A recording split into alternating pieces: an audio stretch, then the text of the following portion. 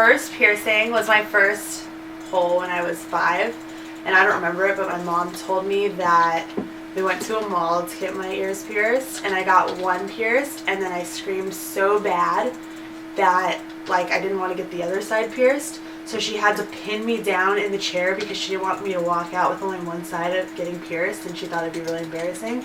So she like had to pin me down to the chair so I would get the other side pierced. And then everyone was looking at her like she was an awful mother, but then every mirror apparently I passed, like the rest of the day, I would just stare at myself in it. Like I was really proud of myself for that, which is super embarrassing. But that was me at 5. One of the most artistic and interesting tattoo stories that I can account on was by one of our artists, Corey Williams. He had a client who had suffered from flesh-eating bacteria on his leg and had some massive scarring, very wide, deep pitting. I mean, it was very gnarly. Obviously, it was a life-threatening condition, and he did tattoo work over that. And it was, so the story behind that of what it was being so horrific, meet someone surviving that is interesting enough, and then the actual artistic aspect of working with something so damaged and making it look awesome after the fact. Okay, so the first time I got a tattoo was when I was 18. It was literally the day of my 18th birthday. I went with my mom, and it's script writing. It says nothing set in stone, and like a lot of people think it's cheesy, but it's something my mom has always told me. And I was going through really hard times at the time. And she would always tell me that because bad things don't always stay bad. Like things change all the time. Like you can't really expect things to stay the way they are because they always do change. So that's why I got that, and it's actually really rewarding. I actually started using the phrase more, not saying it but believing it, and it actually helped a lot. I liked it. It's gangster, but I don't care.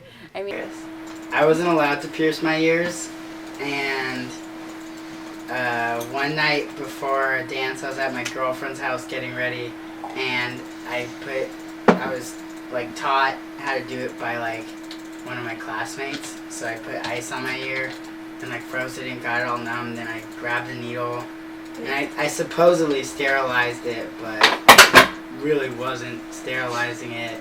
I just like put it in alcohol and then stabbed it through my ears, pulled it out, and stuck an earring in, and that was my first piercing. That's true.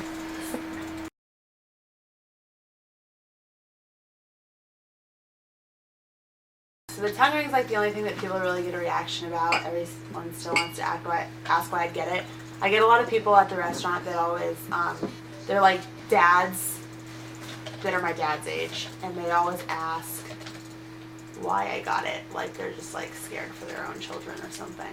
I don't know, it's just a bit silly because I think it's kind of a silly reason to think that just because someone gets a tongue ring that means something. Some prejudice that I had against it, most recently my boss like noticed it. It was like, do you have a piercing in your nose? He said. I was like, yeah, it's been, I've had it for 2 years, and I've known you for the 6 months of that.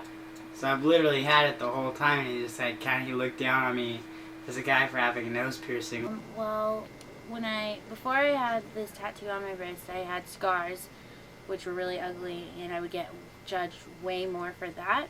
So then I was like, it's time to get it covered up, because with jobs and stuff, it's just very frustrating, and like I feel like people judge me no matter what. So I'd rather have them judge me over a tattoo than something like that.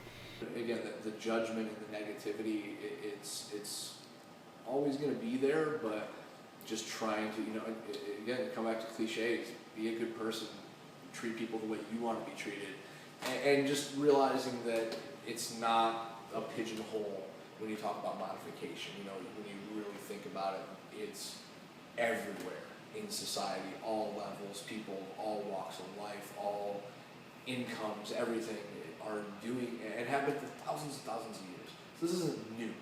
It's just a matter of how society's impression of things change.